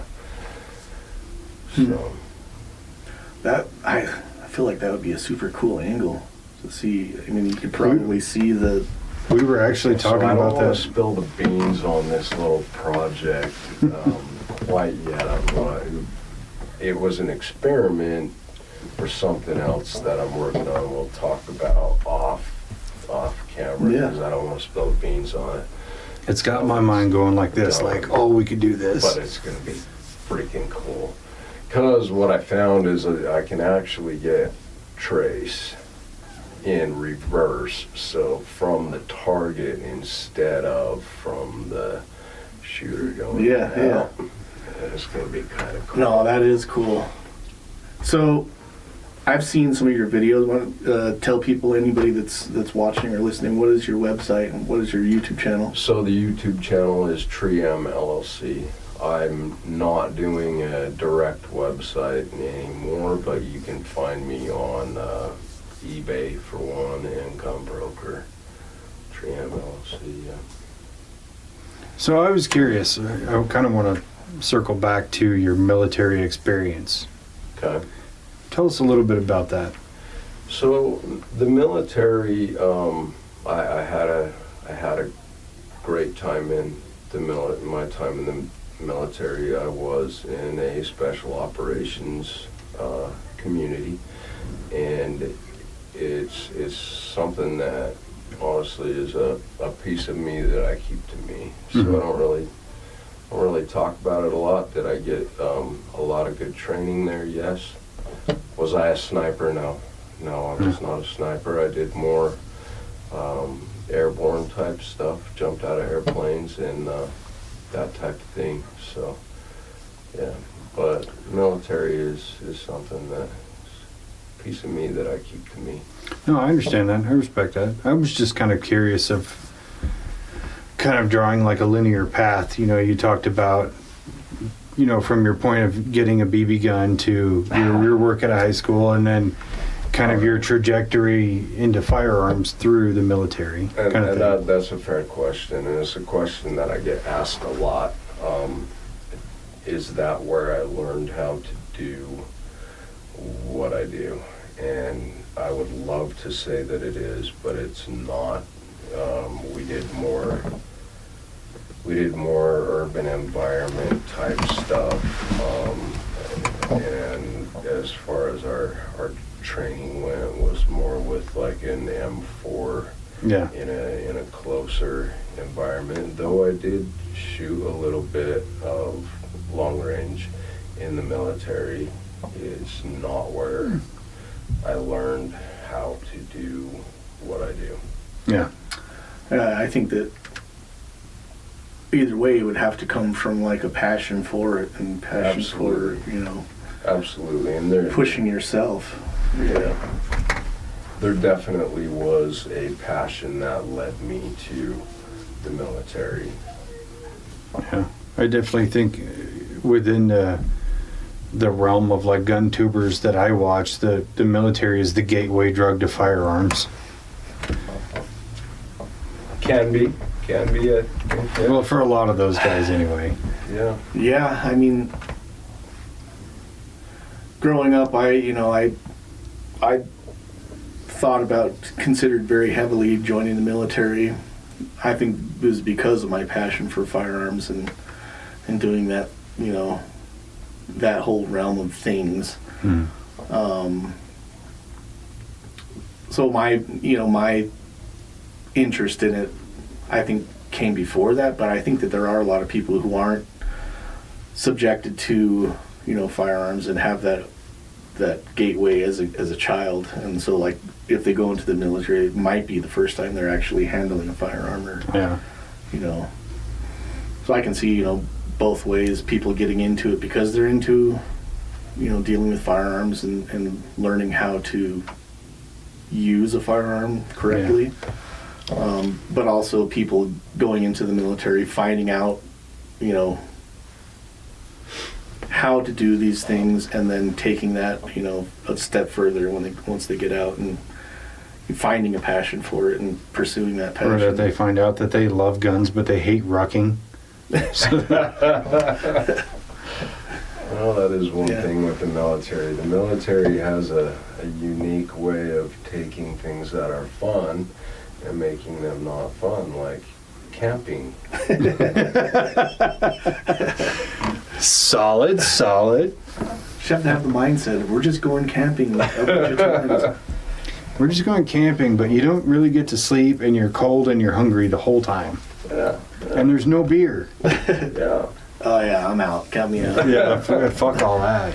So where can we get a copy of your book? Where can we get? So the book is on Amazon. Shortly, it will also be on Barnes and Noble. So that's the book right there. That book is dope as fuck. That is dope. Yeah. There's 3 different sections to it. The first is for tracking your environmentals. So all of this stuff that we track: date, location, altitude, temp, humidity, pressure, the rifle, the optic, twist rate, and so on. And this is just kind of example of how to use that. And then there's another thing for doing a field sketch where you can put in, excuse me, different target distances, your final firing position, and so forth. And then a barrel life chart. So, yeah, that's it. Let's see that. Oh. Dope. Long Range Shooting Data Logbook by Andrew Gordon. That's awesome. That is super fucking cool. Well, thank you. Yeah, I saw an ad the other day for, it's a thing you can give somebody for a gift, and it's like you enter information about somebody that you're giving this gift to, and then AI writes a book about them. Oh, yeah? Yeah, so like it could be like a biography on your spouse or whatever, and you just like put in fun little tidbits, and then AI makes a whole book about them. I was like, dude, I'm gonna have AI write a book about Dr. Johnson. Well, you keep that one. I will bring you one to work because you guys are. Oh, what? I get to keep this? Yeah, you Aw. guys are gonna need that when we go shoot them. You're gonna want that when we go shoot them. I always awesome. found SHATAC, they make, you know, the intervention series, Yeah, that they had their own little dope computer. I yeah, always thought those were cool as shit. absolutely. And A lot of this stuff, you know, you're essentially you can draw from your ballistic apps and stuff like that. I like to have some analog stuff too, yeah. and that's just because batteries die and shit happens, right? But your analog stuff doesn't go away. But yeah. Well, also just something to keep with your equipment that's specifically you know, for So- that reason. If somebody was to get into long range shooting, what do you think would be like kind of the starter package? Like what would you need right off the bat to even initiate starting? Okay, so how long are we talking? Let's say out to a mile. Out to a mile, To a max. mile. So once we start, so you need an optic that you can see through, that's going to track true, Mhm. and it has to have the ability to dial out to that far. So with an optic, and what I mean by dial out to that far, you have a turret that does your elevation, you have another turret that does your Windage. right? And so I can use a Night Force attacker for an example. If we were to do a 5 to 25 by 56 Night Force attacker, we got 32 mils of elevation in that turret. So when we take that and we mount that to our rifle, the optic has to be perfectly level, because if I'm dialing that elevation in and we have a cant to that optic, right, I'm going to be dialing elevation and wind at the same time, and so neither one of those are going to be true. So we need that level, and then we need level on our rifle, something that indicates to us when that optic is level, right? So it needs to be mounted level, it needs to be able to dial the elevation to the distance that I'm shooting. So if I'm doing 100 yard zero on that optic, right, and I have a 32 mil total elevation, right, my mechanical zero on that within the optic, right, so you've got an erector tube assembly that's controlled by that turret, and that moves inside the tube of your scope, right? So if it's a mechanical zero on that turret, that gives me 16 up and 16 down, right? So when I zero, I'm gonna be a little bit off of that mechanical zero. So I'm not getting that full 32 mils, right? Mm-hmm. So I need either a base that is inclined, so like maybe I'm putting that on a 20 MOA mount, and that 20 MOA mount is going on a 20 MOA rail, and that's going to give me 40 more minutes in my up travel Mm-hmm. that I can use within what the optic has. But when we start getting out to those ridiculous ranges like 2,000 yards and 3,000 yards and 2 miles, we're always past what the capability of the optic can dial. Mm-hmm. So I use the way that I do it, and there's lots of ways to do it, but I use adjustable mounts that I can okay. dial more inclination into. So one thing that I get a lot of shit from, and I kind of laugh at it, because you don't know what you don't know, right? Yeah. Like if you were to go take a class right now, they're going to tell you, you know, your optic as low as possible, and that way you're going to get your best sight picture and it's more accurate, and this is total bullshit. Like, it doesn't matter what height your optic is. If it's zeroed, it's zeroed. Right. Right. Shouldn't matter. Right. So, but that's one that I'll get comments on often, because I'm mounting high. Well, the reason that I'm mounting high is because when I'm out to those ridiculous ranges, I mean, I've got cant that looks Yeah. literally like that. And so the optic has to be high enough that I'm seeing past the barrel with that kind of inclination. I don't want to run my scope into the end of the barrel, right? Yeah. So, Well, and that's the thing I think doesn't get taken into effect is because when your optic still sees straight as far as it'll go, yeah. but your bullet is not traveling straight, it's traveling in a curve. You're almost lobbing the bullet. Oh, you're way lobbing the And ball. so that's what people probably aren't taking into effect is the actual sight picture of your scope is different than the way the bullet has to travel, Right. which is why you get that can. Yeah. But then you start melting my mind when you're talking like 40 MOA, because I'm used to 1 or 2 or maybe 3 MOA on an optic, but you're talking 40, that's a lot. My mind can't Makes compute sense that. though. Like you're Yeah. aiming the scope down like this, but you have to lift it up higher so that you're Yeah, looking your at it, but rifle's your going- rifle's going to be pointed like that, Yeah. which you're. So that. I think the next time somebody makes a comment like that, be like, show me your fucking 2-mile shot, bitch. No, man. I know where that is at legitimately. So it doesn't like. It used to piss me off, but it's like you do you, boo boo. Yeah, you're probably talking to a Call of Duty player or something like that. It's like, that's not how that works. I know I play Call of Duty. Yeah, but like one of the last shots that I did, which was 31:43, and I want to say I was at 96 mils or something like that, which is, I can tell you, it's over 400 minutes. Mm-hmm.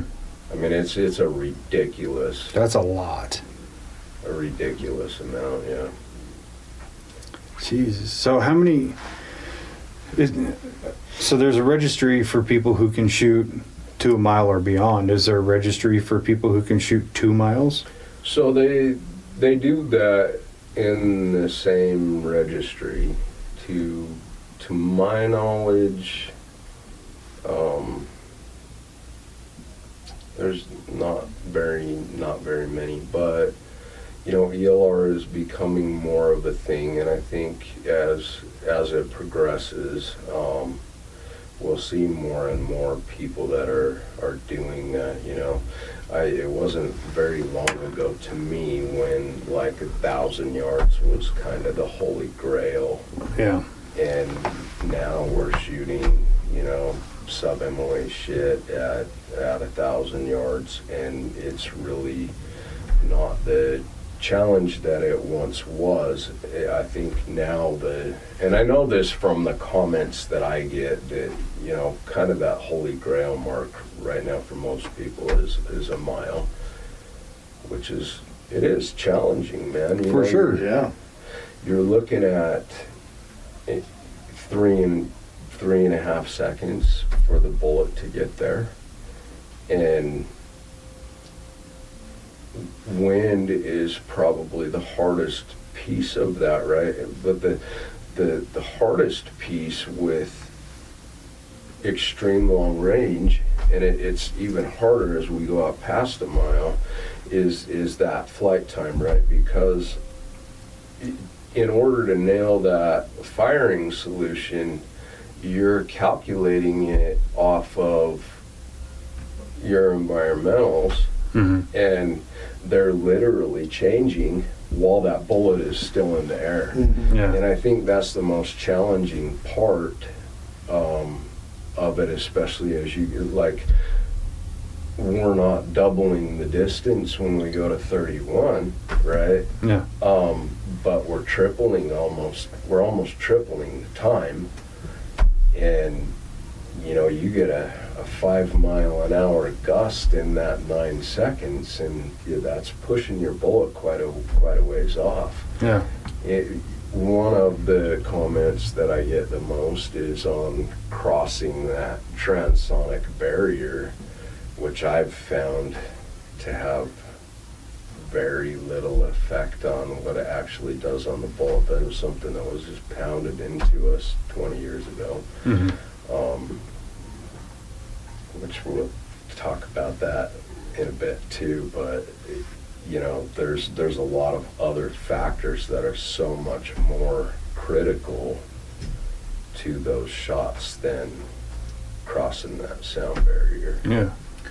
Well, yeah, if you're, I mean, you can literally stand right outside here and look 100 yards down the road and see a tree moving in the wind, and you're not feeling any wind where you're at. So, I mean, you're crossing 1.5 miles, there's going to be windage differences just in the gap in between where you're at and where you're sending it.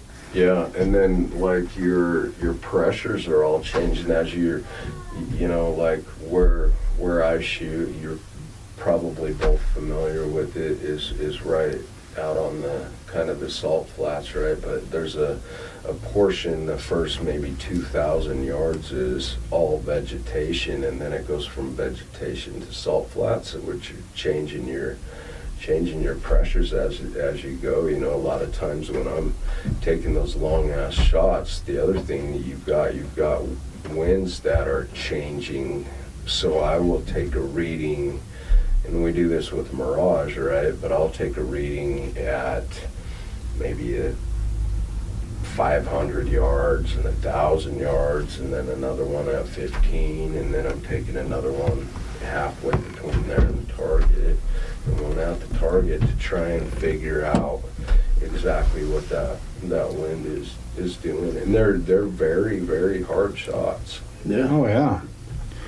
Well, when you think about it, probably the most average person, even with a very basic AR setup with basic factory ammunition, most people probably can't shoot beyond 200 yards accurately. They're shooting a pistol beyond 15 yards accurately. So when you're talking about, 500 times that length, there's a lot of complications that go into that. Yeah. Even, wind, like the difference between a tailwind and a headwind. I'll show you guys some of this stuff when we go out there. It's ridiculous. The other thing that you have to get down is and this is why we all hand load.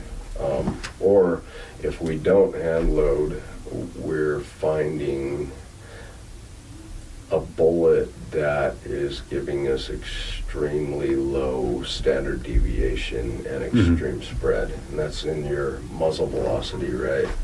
Because even 50 feet per second, I mean, at a mile, you're talking feet of difference in point of impact. And you know, you take your regular factory load, and it's very common to have a Deviation from one round to the next. per second deviation. Yeah. Yeah. And anybody who's done any amount of realistic shooting, you know, you could take a box of rounds even through a handgun and you can feel the difference between a load and a round, where one is kind of like boop and then one is crack, you know. Yeah. It's like, it's not very significant, but it feels like the difference of, you know, a 9mm 115 grain versus 124 grain. When you put one of each in a magazine, they feel totally different. Mm-hmm. Even with this, that small powder change makes a difference, you know. Yeah. Yeah. Yeah, it's something that, you know, people don't really think about. Like, even watching your videos, I mean, you could watch a video of yours that might be, you know, 7-8 minutes long on YouTube, but how long does it take to set up that shot, like in reality? Oh wow, I'll tell you, man.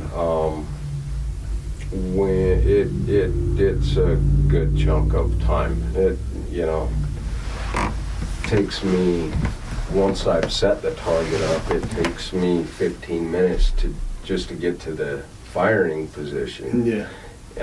And if I'm going out, you know, further than a mile, it's even more than that. And then, you know, you're collecting targets after you're setting up all the camera equipment. One thing that I wasn't doing when I first started doing it is putting a camera down at the target. And I mean, all that takes time. You've got to, it's a good chunk of time, man. Yeah. Yeah. Yeah. Just the walk time of 1 mile, one direction and then back. Well, I drive it. Yeah, I was gonna say I'm too lazy to walk it. But Get a when pedal bike or something. when I'm shooting, like a lot of times I can't drive out onto the flats. I'll have to, so like my last 1,000 yards is lugging the target out across the salt flats in the middle of the desert, and that takes a lot of time. Yeah. So we need to bring Scott Yeah. so he can walk out the target. Mm-hmm. Go ahead, buddy. Walkie-talkies. Yeah, just a little bit further. You're almost there. Don't stop. So how's your day going, buddy? All this stuff within 2,000 yards, though, we can drive to, and that's still a good poke. Yeah, That's still a good poke. Yeah, I'm really looking forward to it. I am too. Because most of my experience with shooting is pistols, shotguns, and rifles at fairly close range, and I've always wanted to kind of experience that reach out and touch the target kind of thing. Yeah. So being able to do it, you know, where if I could be like, oh yeah, I made a cold bore shot at a mile on my first round, you know. Yeah. Yeah, Put most that of my right there, right long next to my range dock. stuff is around, you know, my hunting rifle is sighted in at like 150 yards, but, you know, taking shots at 350, you know, even me thinking about that is challenge. I mean, I'll hit the target, but, you know, getting a grouping on something like that is definitely challenging. But even like for me, when hearing like somebody hitting a target at a mile away, my mind just is like, how is this possible?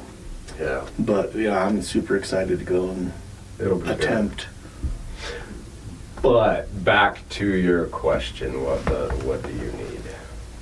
I have ADHD, so I tangent. Hey, we're getting there. It's fine. I apologize for that.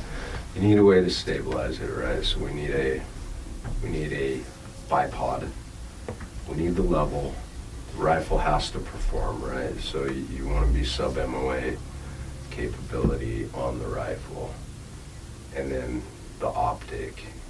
Then we need a rear bag, because we need to be like ridiculously stable for those. So you need that. The rifle should be free floated as far as the barrel goes, and you should have a decent trigger. Those are kind of the basics to get you out there. What would be kind of kind of a good off-the-shelf starter rifle for something like that?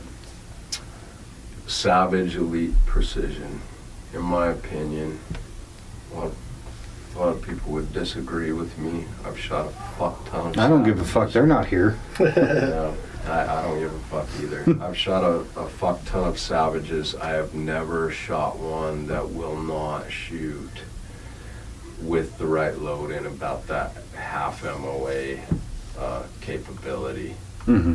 Which, so if you're looking at MOA, right, it's a angular unit of measurement. And Minute of angle. yeah, so what that means is if I zero my rifle at 100 yards, a 1 minute of angle group is going to be right around 1 inch. It's like 1.006 or some shit like that, so we'll call it 1 inch, right?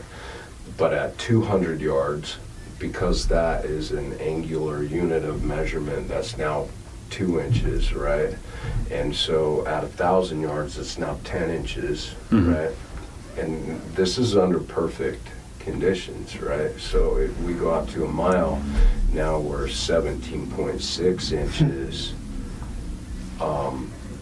without taking into consideration any of the other variables that are going into that shot. And as we get out to those further distances, like 3,000 yards, it's a wider Yeah. unit of measurement, so we want that group as small as possible, right?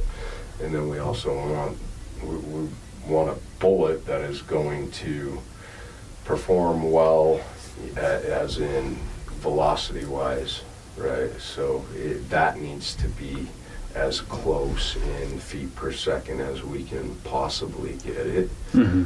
And that bullet also needs to aerodynamically work for us, because we could take a low BC bullet and fire it at a higher velocity and have a not have it not get there as quickly as a higher ballistic coefficient bullet at a lower velocity, because it's slowing down as it's traveling through the air, slowing down faster. So Yeah. it's all a lot of, there's a lot of science that Many goes factors. into it, man. A lot of factors Yeah. that go into it. Long range is humbling, and extreme long range is very humbling. Oh, I'm sure. I mean, I get humbled when I go to shoot like a pistol target at 30 yards and I'm aiming up high and I hit the fucking ground. Like, God, I didn't mean to do that. You know. Yeah. So let me ask you this. Let me ask you a really fun question. In terms of long range shooting in movies, give me one scene that got it right and one scene that got it completely wrong. You know, I'm not much of a movie guy. But if you asked my wife, she would tell you that I go batshit crazy on that. That's not how it fucking works. I'll watch movies with you. Let me think about that, and we'll come back to it. Okay. I get it, because there's people within kind of like more niche communities that you can't watch certain movies with. Fortunately, there's not a whole lot of movies about making carbon fibers, so we're not Yeah. part of that. Yeah. But it's a lot of the times you'll. I don't have to watch the movie. I live it in real life. I didn't really, yeah. If you watch like a military movie with somebody who was in the military, the first thing they tear apart is their garb, or their medals and shit like that. And I'm just like, okay, Yeah, it's real to me. There's certain things that I know, but then there's other things I'm like, that's totally on you, man, and I don't care that much. But there are, I think for anybody who's into firearms in general, there's things within movies that you see and you're like, no. The first one is obviously suppressors. Yeah. Yeah. I think for me, it's like seeing movies about doctors because I'm a doctor and I know that shit's not true. You are a doctor. Doctor/scientist. Like, we've never used a microscope on this show ever. Microscope, dude. He's sick. You can tell he's sick because he's sick. He's throwing up, right? Stupid. Suppressors, you can get some quiet stuff. Sure. Actually, let me take that back.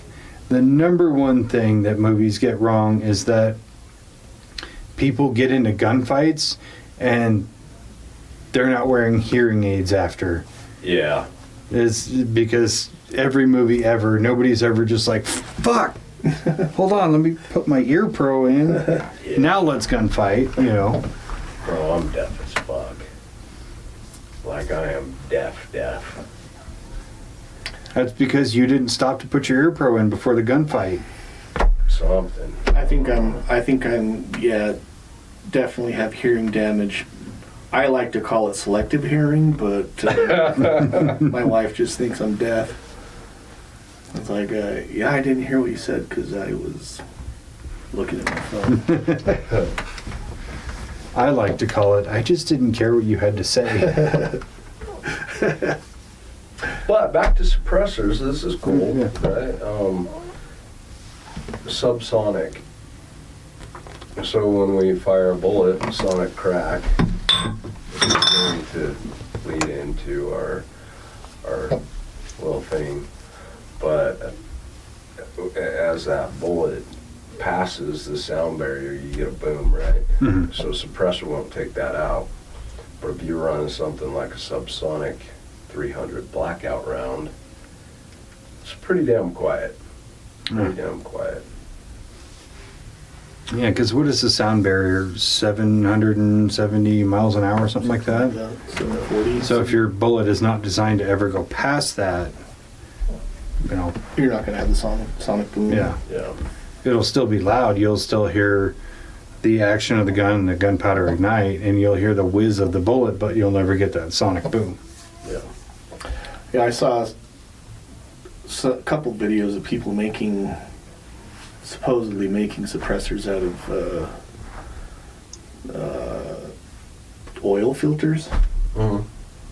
Well, I thought that was kind of, I mean, is it true or not? I don't know. I just saw some videos like, wow. Well, I mean, I've seen some of those Interesting. kind of internet mythbuster style videos of old kind of wives' tales about suppressors, or you could use a potato, like you can use a potato once for a small caliber and then the potato explodes, kind of thing. What's that Or going to do to the bullet too? I mean, your Yeah. round is it's traveling through the fucking potato right out of the barrel. no, it's not. It's the trajectory is all wonky after that. I mean, you're talking shooting it through a mass that has different consistencies through it, like your bullets, especially a small bullet, it's going to wander. Yeah, I would just use, if I'm shooting at somebody through a potato, you're going to have to be close up at that point. I would just use a pillow because you can do that too. Yeah, the pillow thing is actually legit. Yeah. Or the fucking Steven Seagal movie where he thought he was Native American. You know which one?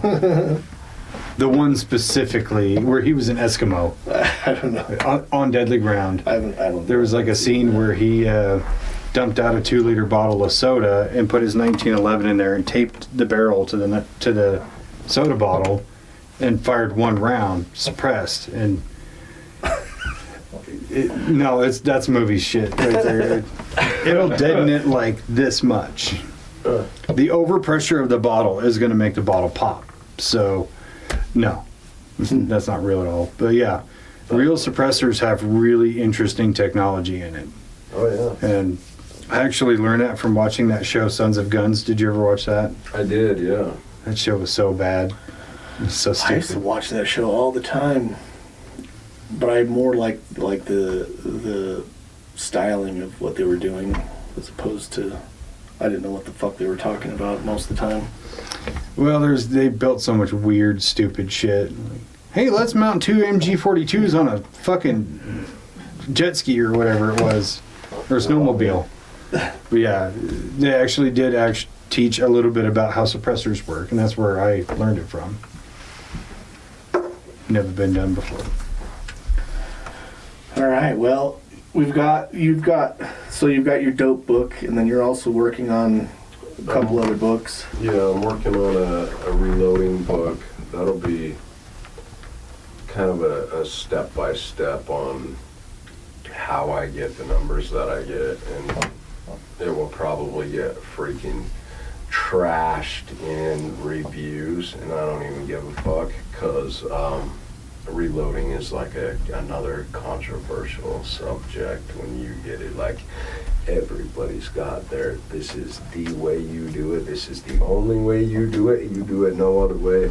But I get some really good results, and so I feel like I need to share that with people.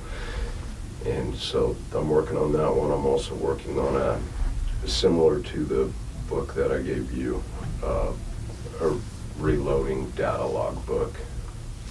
So. Very nice. Yeah, I think that, you know, if you're going to push the boundaries on anything, whether it's shooting or any type of thing, you kind of have to step outside of the normal science of things that people say you have to do it this way. Okay, if I step out this side this much and I get good results or even sometimes better results, am I more right than that? Or is it, you know, with everything that you do? I mean, I 100% agree.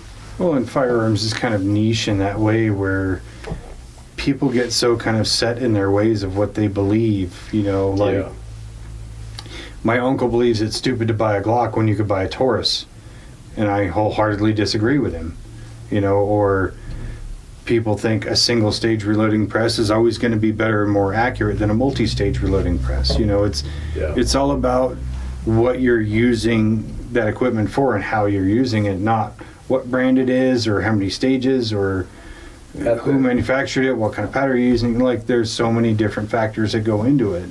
Just because I may be able to reload accurately on a single stage doesn't mean you can't do it with the same accuracy on a multi-stage, you know. At the end of the day, and this is one as gun guys we all tend to forget, at the end of the day, any of it is the same passion, maybe in a different discipline. Like I love Italian cars. My wife loves American muscle, and it's the same passion from a different side of the pond. Yeah. You know what I'm saying? And I think that's something that as gun guys we always tend to fucking forget. Like, man, there's a lot of different disciplines within firearms, and that doesn't make one better than another.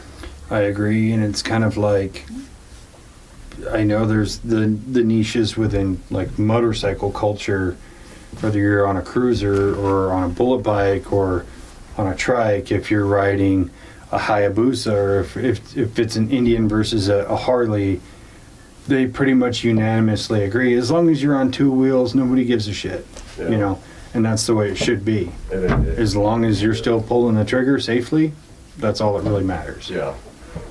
But I'm still going to measure dicks if I could shoot better than you. That's how that should be. Yeah. yeah. I mean, I think that's kind of why there's a list of only 5,000 people that can reach out to a mile and fucking put something on a target. Like, yeah, it's definitely an accomplishment and something that should be.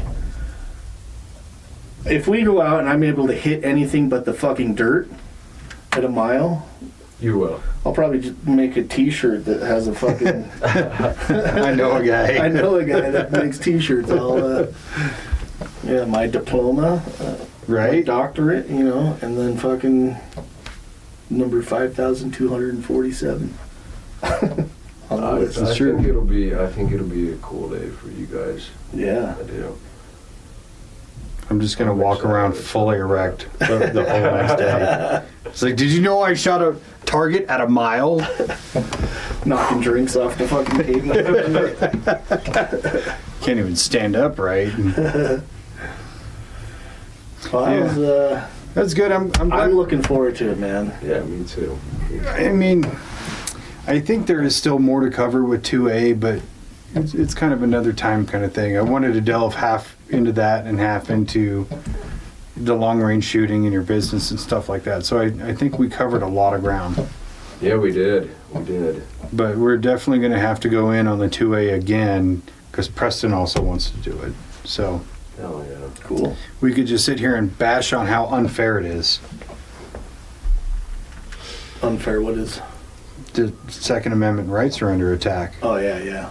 I should be able to have a short-barreled rifle with a suppressor that's fully automatic with a bump stock without paying any extra and without being legislated. Even though that sounds like a odd combo, but I'd do it. Just saying. Why can't we all have Glock 18s? I don't know. Want one? I We'll want see one what too. happens in the next election, I guess, huh? Yeah. Brown Spencer, 2028. Doctors. Browns. Yeah, we ran for president and vice president this last term. Sadly, we didn't make it. We got one vote. Did you? Legit, yeah, one vote. It was me, but That's awesome. I have proof. I got a write-in a couple of years back. Yeah, You got a write-in? I did. Not by me. Oh, who did I was it? told about it, yeah. Was it your wife? No, it wasn't my wife. Who was it? So he worked with us. His name was Eric Bishop. I remember we got hired with him. He was in our hire group. Yeah. No. Yeah, No, he was. for real. Was he? Yeah. Really? Yeah. Yeah. I was like, I know that name. Yeah. He worked with me at Kennecott. Oh, okay. Yeah. Yeah, that's fucking crazy. No, he was literally in our hire group. That's funny. Yeah. He was kind of an odd pearl. He is odd. He's Nice a good guy. dude, though. Yeah, very nice Hell, guy. good dude. He's very kind of socially awkward. Yeah. Yeah, man. Last time I talked to him, I was, anyways, it was before he quit, but when he was still working there. But Yeah. that was a long time ago. Yeah, I haven't seen him in a hot minute. Yeah, it's crazy though that he just randomly wrote you in. Is it though? Did he shoot it a mile? Used to, no. He got shot with me before. We were doing more CQB shit. But yeah, I used to, so yeah. I used to have conversations out there that you shouldn't have because I'm socially inept and I don't know where those boundaries are. But yeah, we would talk about political shit all the time. And yeah. So he wanted to assassinate somebody. No, that's not where we're going. Just, the conspiracy type stuff. That's what we do here. Yeah. Yeah. Yeah, we like to talk about and put the known facts out there and then kind of give our own speculation on shit. I mean, that's what we do. Unless you put actual... Like I said, I mean, the boundaries are only the boundaries until it's proven that the boundaries are actually wider. So, I mean... Unless you're talking about actual facts of 9/11. Then they take that episode down because you're spitting real information. Yeah. They hate that. They do hate that.